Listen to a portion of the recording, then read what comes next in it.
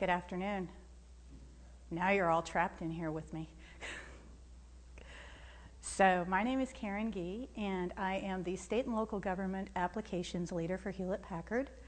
I have about 20 years of experience working with our government customers, both state and county, and then some city level as well.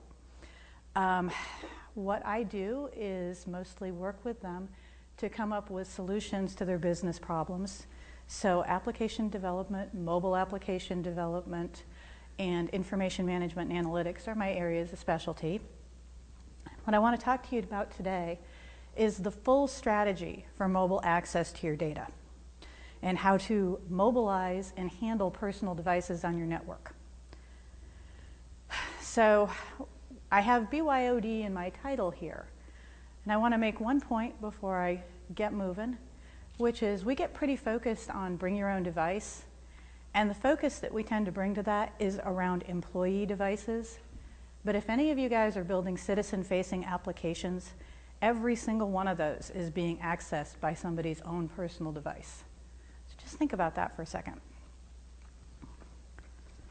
So I'm going to ask you all to stand up, please. Up, up, up, up. I promise I won't embarrass anyone. If you are a private sector employee, a vendor, someone, can you sit down? Okay, great. Thanks, Mark. How many of you have a work-issued smartphone or pad? Okay. So you guys go ahead and sit down. How many of you are accessing some type of work application on your personal device? One down, okay. Okay, back up, one more vote. How many of you are in an agency that is building a mobile application or has a mobile application out there for your citizens, not necessarily for your internal folks? So, about half. Yeah, it's anyone that might be accessing an application that you've built that is a citizen, not necessarily an employee. No, it would be your division, your particular group. Okay, so we're good, thank you. It always helps me to know, what you guys are coming from an experience standpoint. So, the big picture in mobility. It is not about the application on the device, and it's not about the device. It is about accessing data and accessing applications from anywhere with any device. So regardless of the location, regardless of the device type, having similar access to those apps. And we tend to get real focused on two specific things, application development and application security. But there is a larger picture that we seem to be missing a lot of times. So first you have to start with looking at what are the benefits for me and for my agency with mobility. And they're pretty big. There are some things that you can do if you can build a mobile application for your employees. Like maybe if you don't need everybody to come to the office every day, you can reduce some of your real estate cost. That's not necessarily something you would think of when you're thinking about how do I build a mobile application. But it's the big picture type of benefits that you can see. There's also benefits to your citizenry in allowing them to report issues and communicate with you regardless of where they are or what they're doing at the time or what kind of device they have. And like anything that has a lot of benefit, there are also a significant amount of risks with it. So your current applications in the mobile model, the ones that you have already, that you work to maintain and that keep your government agency moving, those are the ones that are really the backbone of the whole mobile system. That's where the processing happens. That's where the data gets stored. And those are the pieces that you want to decide whether you make accessible to your citizens or accessible to your employees in a mobile manner. You have to make some choices to do that. What kind of applications are you going to put out there? who is going to be allowed to access that information in those applications? And how closely are you going to tie access into those apps? Are you going to have everybody have an ID, maybe a network ID on your network? Or are you going to put that data and information in those applications in the cloud? Once you make that decision, there's another set of decisions you need to make on what kinds of devices you're going to allow to access. Because there's almost a limitless array of device types, operating systems, and browser combinations. Once you've made those decisions, you get to decide how you're going to build your mobile application. Are you going to use HTML5? Are you going to use a mediating layer like Coney? Are you going to go and do native applications for each device you allow to access?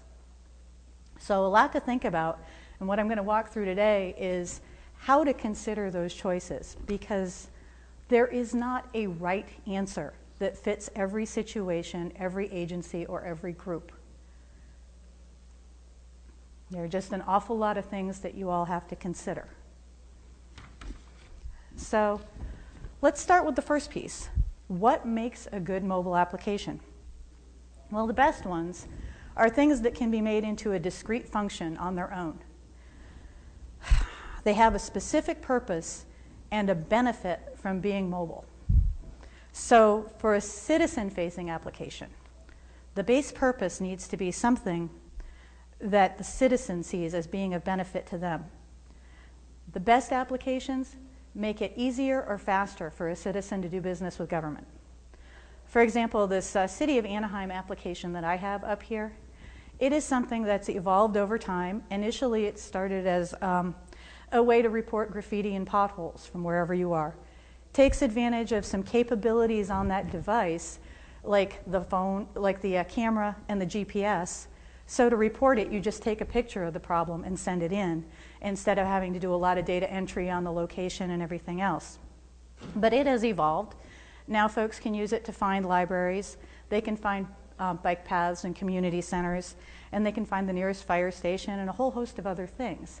And there's been a number of different releases of this application as time's gone on. But the one thing they all have in common is these are tasks that are good to do while you're on the go. So they can be responded to immediately on a mobile device, and it saves you some time. You don't have to go home and do it from your home computer. You don't have to make a phone call and maybe take a chance of getting put on hold and having 5 minutes of just waiting. So on to the other side, what makes a good employee-facing application? Because one of the biggest bang for your buck isn't necessarily about citizen-facing applications. It is about internal employee-facing applications, things that make your employees empowered. So again, same thing about having a discrete set of functions. Also, consider things that have a minimized amount of data entry, because one of the things about these devices is they're not all good at everything. There are some things that I can do on my mobile phone really easily, other things that I choose to do on my pad, other things that I want my laptop to do it because there's an awful lot of data entry and it's a pain. So, you know, right device for the job, right tool for the job. The best case scenario for a mobile app designed for a mobile device, reduced amount of data entry. And where you have a mobile workforce, where you've got folks that are inspectors or enforcement officers or auditors that largely work outside of the office, a mobile application is something that they can greatly benefit from. I mean, I know a lot of groups still go out and do their inspections and do other kinds of work like that, and then either have to go home at night and type up reports, or they're in the car handwriting reports and sending them in, and somebody else has to do manual data entry, or they have to come into the office a couple days a week. And really, if they had a mobile-facing application, they could be doing a lot more of this on the go and probably be a heck of a lot more productive. The other thing is there's some things that are just universally useful on the go. Email, in my case, time cards, because I always forget to enter mine on Friday, so it's a good thing that I have mobile access. But things that are inherently useful from any place that you might be.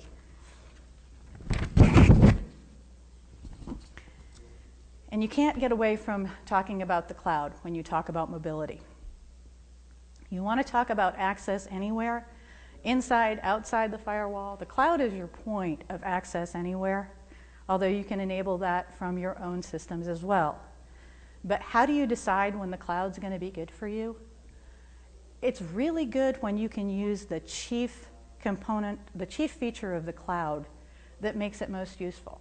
That elasticity that it has, the capability to handle a small number of transactions or a large number of transactions without having to always have the hardware and software to handle the peaks. So there's a great example of that here in California.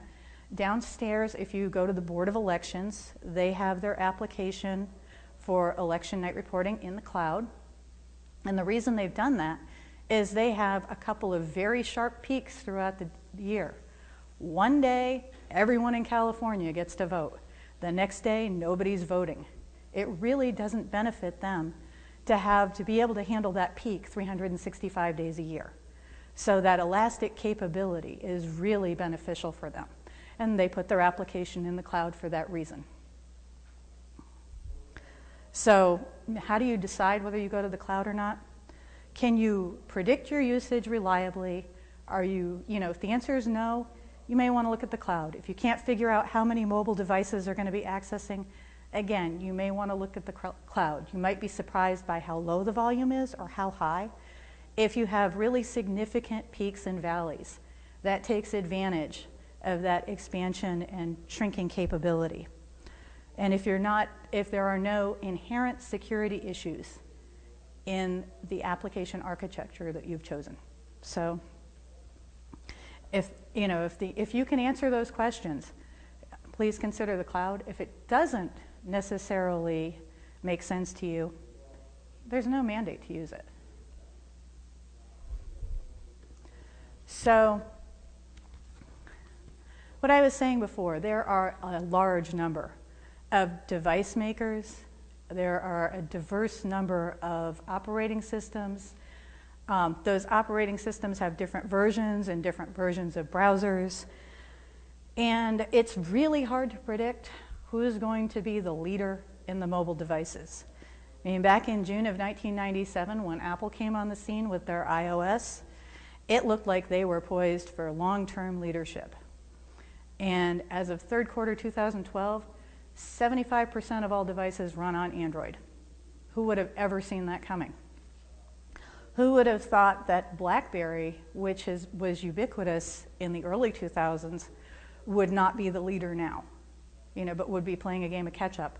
And Microsoft as well. And then there are people that are using old devices.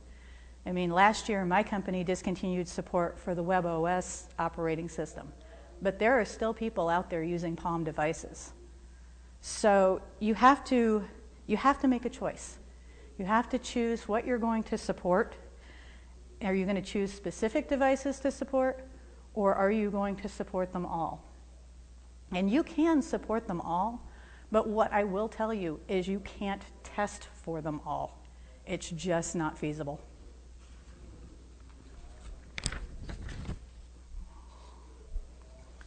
So when I talk about supporting them all, there are a number of different choices when you're developing your application. You can do native application development, a specific mobile application for each device. So you can do a mobile application for Android, you can do one for Windows, you can do one for Apple iOS. The pros of that is that the user experience is very specific for each device that you have, and it allows you to take advantage of everything those devices offer without worrying about incompatibility with another device. One of the other pros is you're downloading some information to that device, so you are not as dependent on the carrier speed of the provider as you might be if you're using a different method. The cons, it creates a separate application silo that has to be maintained for each one of these device types that you support.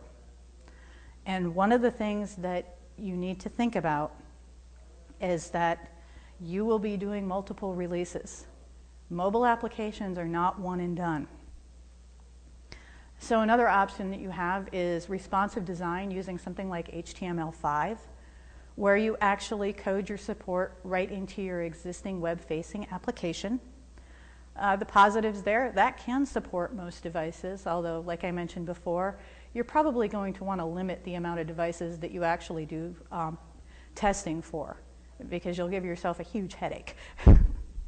They're maintained with the core application, so it does not create any separate silos for you. The downside is it's not as user experience friendly as the individualized device design. So you're not able to take advantage of everything that Apple offers that might be different than what Android offers. You're kind of limited to a common set of capabilities. And the other thing is your connection to that application, if you're the mobile end user, is highly dependent on the speed that your carrier is providing. So your ability to download pages and to download data is dependent on whether you're on 3G, 4G, no G. There's also a third option, which is a cross-platform tool. Like, well, we have one that's called HP Everywhere. Kony has Kony. It is a third layer that's put between your application and those devices that has a very large database of device features. And basically, it takes your code and kind of emulates how it should appear on the device, sending to the device something that looks more like a native application. The downside to that, because it sounds great, you don't have an application silo that you've created. The downside to it is the per user licensing that some of these things charge.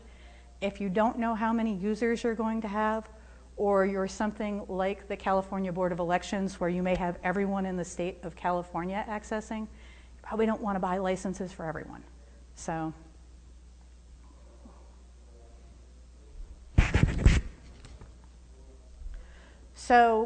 I've talked about how to decide what applications to make mobile. And we've talked about who's going to have the ability to access those applications, what devices they're going to use, and the style of development that you're going to use. At this point, it is time to put in place your written strategy. So first, you need to look at the existing policies that you have. I bet with the move to mobility, some of them are going to be drastically out of date.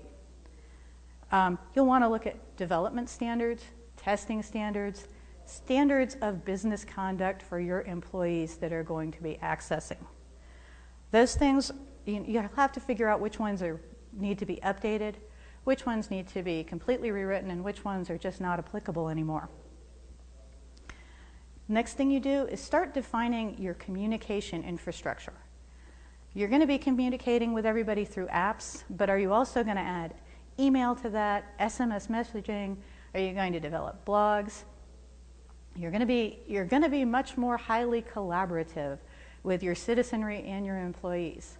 So are you going to allow things like Facebook? Are you going to have tie-in to Facebook?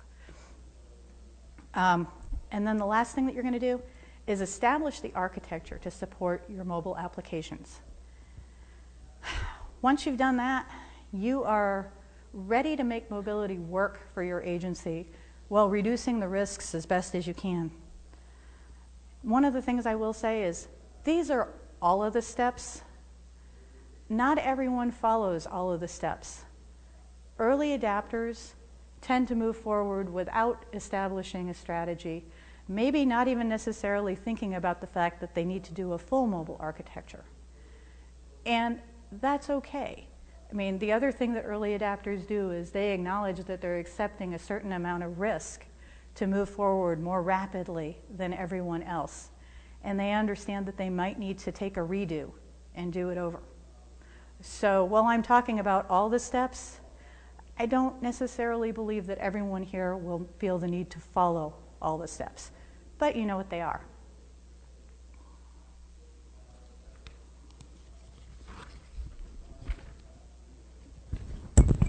So I love this quote. There is nothing hotter for consumers than tablet devices and smartphones. There is also nothing more terrifying for IT than tablet devices and smartphones. And in all honesty, I remember this the first time around back in the mid-90s when we started exposing applications over the web. The situation isn't really much different now. It just seems like it's a lot more different because there are more mobile devices. But in all honesty, it's still the same level of exposure that you've already had. So these are some kind of interesting statistics here. And these are enterprise that is not necessarily just government, but all enterprise. About 90% of government or commercial business has somebody that is accessing their network with smartphones and tablets. And there are about 2 times more now. Oh God, that rendered horribly. Okay, there are 2 times more now than there were a couple of years ago. And there are some groups that actually are seeing 5 times more now. About 3/4 of the groups out there that were surveyed say that mobile devices have contributed to increased security incidents. And about that same number say that careless employees are more dangerous than the average hacker to your security. And I mean, that has always been true. If you don't password protect your device, or you lose your device and don't tell anyone about it, all that data that you have on that device is out there for somebody else to take. So what are folks putting on mobile devices? Just about everybody's got email out there. And if you have email, you've probably got business contacts. Some of you, like I have a lot of customer contacts on my phone. And I will tell you that I am a 2-device user for that. I have a personal device where I download whatever applications I want. And I have a corporate device where I download absolutely nothing that is not corporate approved and secured, because I have my customers' contact information there. And I don't need them being asked to join Facebook. And almost every application that you download asks for some permissions to access data on your phone, to access your contact list to help you make calls or something like that. So be vigilant about that kind of thing. The other things that we have on our devices, especially on pads, network login information, the network address, and possibly some enterprise information. There have been incidents where people, particularly in the developer community, have made a small copy of a database of an agency without masking the personally identifiable information on there for the citizenry. So, yep, same thing. We don't really want that out there running around unsecured. So when you're developing a mobile application, you're focused on things like business requirements. How am I going to identify the user? How do I get the information that they want to them? How do I let them do a transaction? How are they going to make a payment to me for the license that they just purchased? You're worried about maybe giving them some reporting capabilities. And you're thinking about how to deal with users that are accessing from a device that's old and slow. What's the user experience going to be?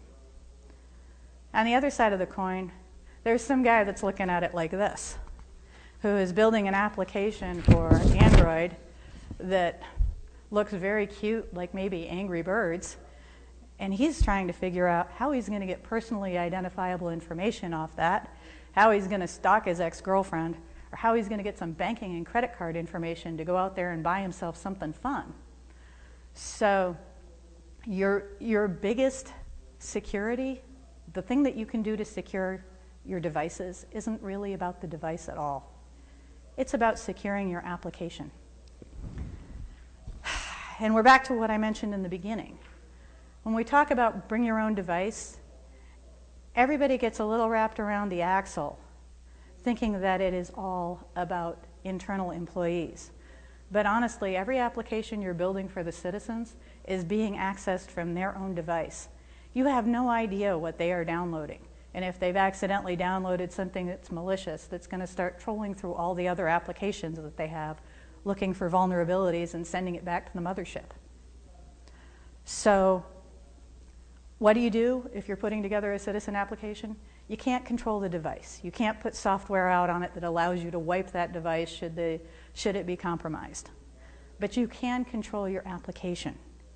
You can code it from a perspective where you are looking for security vulnerabilities throughout the development lifecycle. That means starting with requirements, going to design and development. You can't just test that stuff in. You can avoid storing any personally identifiable information on those devices. Just don't let them download it. Make them access it from your application instead. For any applications that they can access specific account information, not just general information about where to submit a tax form or something, make sure they have a user account and a password and require strong password protection. And don't store ever, ever, ever any kind of alphabet soup data on a personal user's device. Anything like HIPAA compliant information, FISMA compliance, anything like that. If there is a compliance regulation around how the data is handled, do not download it to a citizen-facing application. Allow them to access it on your servers or in the cloud or wherever you have been able to secure it, but don't let it be moved down to their device.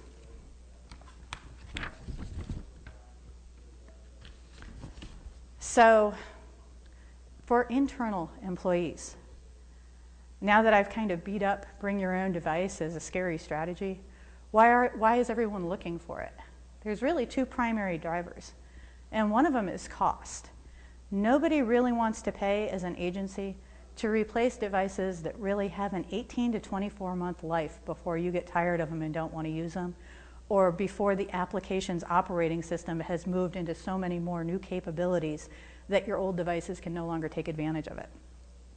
The second is really an employee satisfaction thing.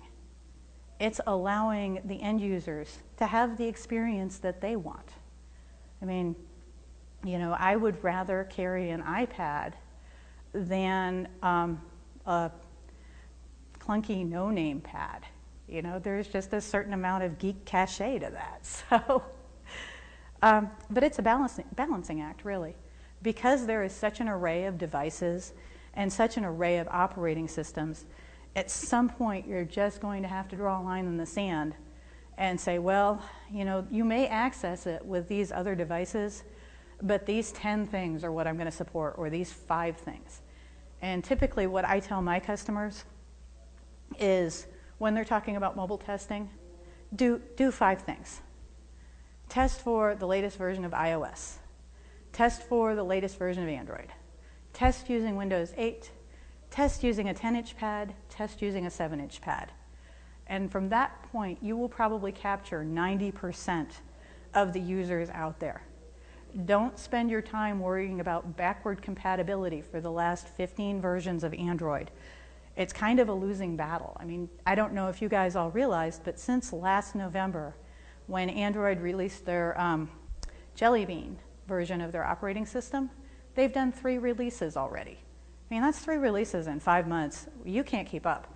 So basically, draw that line in the sand. And you can support as many or as few as you're going to get business benefit from. So when you're supporting the end user internal employee device, there are some things you can do to secure that device. We have a policy in our company that allows you to bring your own device or to use a corporate device. Now, I've chosen a corporate device just because I know that I am one of those leading edge people that downloads things that may be potentially risky. So I'm not going to keep that with my other data. But for situations where people are accessing on their own device, we ask them to download an enterprise software. And what that does is it enables us to actually manage their device, to make sure that the configuration settings on it are really done to comply with our guidelines. So it's mail settings, it's security policies, it's VPN access, all of that is managed through this one software that is mandatory to have on your device before you can actually access any of our servers with it. There's a security management component to it that handles a security configuration. Make sure you have password protection on it rather than just simple swipe protection. there's on-device encryption, and there is also a remote wipe capability. So if I lose my phone today, my corporate phone, I can just call in and say, I lost my phone. And well, the guy on the other end of the phone might be like, really? He'll also wipe that device, and I don't have to worry about it anymore. There's also an application management component that you can put in that it enables you to make sure that that user is using the latest version of your own applications, but it also will allow you to white and blacklist applications from the various stores. So if there are known issues out there with certain applications that have been discovered, you can blacklist them so they cannot be downloaded to that device. And that's all in a push format, so that device is updated every time it connects. It also gives you some inventory management, so you know how many devices are accessing, and you can identify them. You can identify who is doing what, when, and where, which is pretty darn useful. So that is probably, between that and making secure applications, those are the two best pieces of bring your own device advice that I can give you. Yes?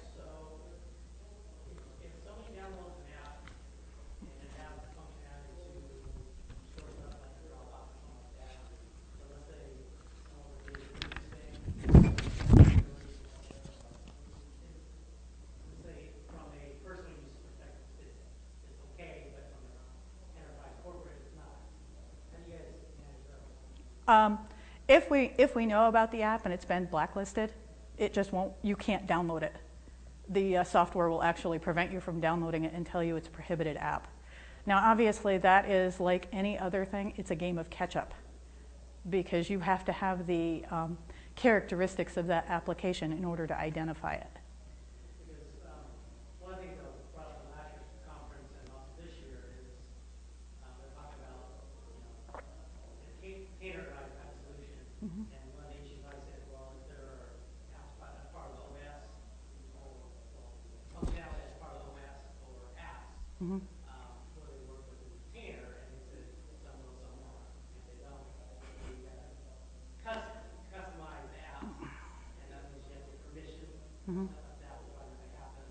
You might be able to do it, but you have to have right. Resources to make those changes if you want to do that.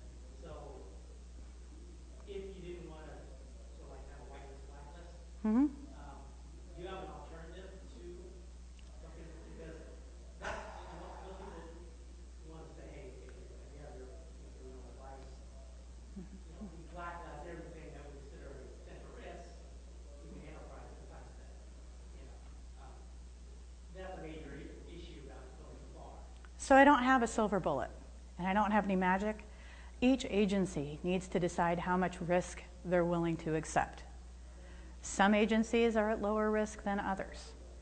So do you have a solution from the developer application side in terms of managing those types of things if someone's using a containerized type of solution without having to change every application? Is that really the answer for that, probably?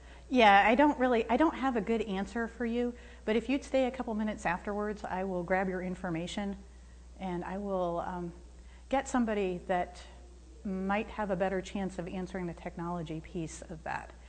I have a feeling that the answer is going to be, things have evolved so quickly that there isn't really a good answer for it, but I could be surprised because things have evolved very quickly and I might not have kept up on the area. Mm-hmm. VPN, for example, looks like they're kind of thinking the same way where apparently there's either a partition or a layer to the personal application with the personal side of things in the UI, and then there's the corporate side of things. So apparently there's a way to separate those two things out, and that's what they were kind of showcasing. Well, I'm sure there is a way on a per device basis, depending on the device. Doubtful on Android. More likely for iOS or BlackBerry, something that is more specialized, particularly BlackBerry that specializes in enterprise devices. I could see them being able to do some kind of partitioning. What I can also see, however, is if their device gets popular enough in the marketplace, there's going to be somebody that spends some time figuring out how to get through that partition. There's nothing that was ever developed, that there's no wall that's ever built that somebody can't figure out how to get over eventually. So. You mentioned the whitelist, blacklist. Is there free resources out there or resources out there that in terms of if they're going to install an app on a corporate device or allow somebody to install a personal device that says, okay, here's the risk for it, that would help me more easily determine.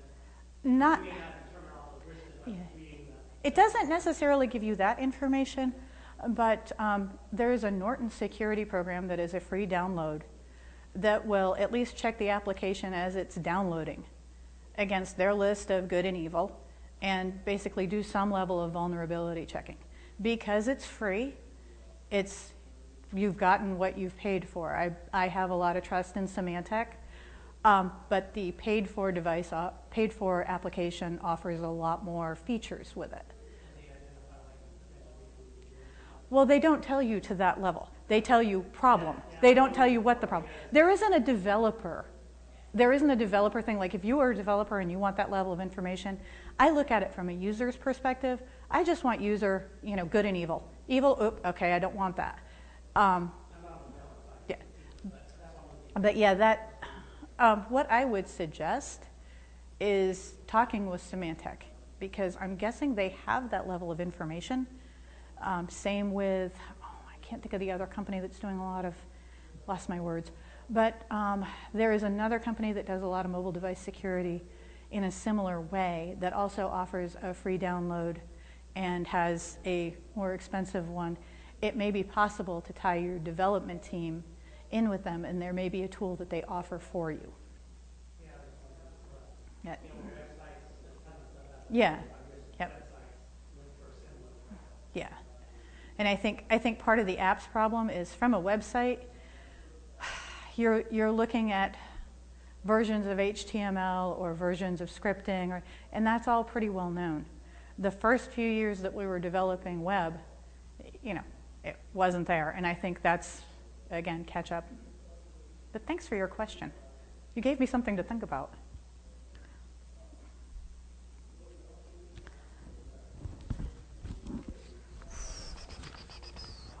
So I think we've all got to the point where you get the fact that the mobile lifecycle isn't just about the device.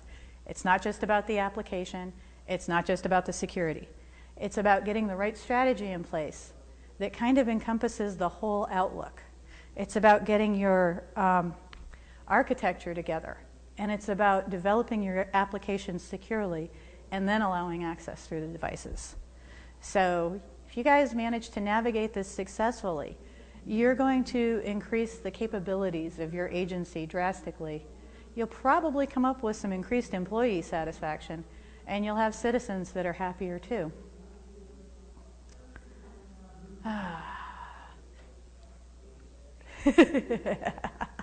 So think past your little box.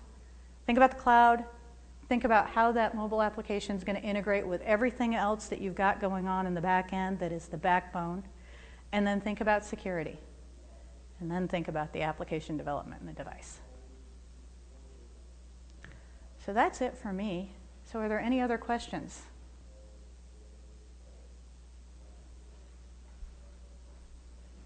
Okay. Oh, got one.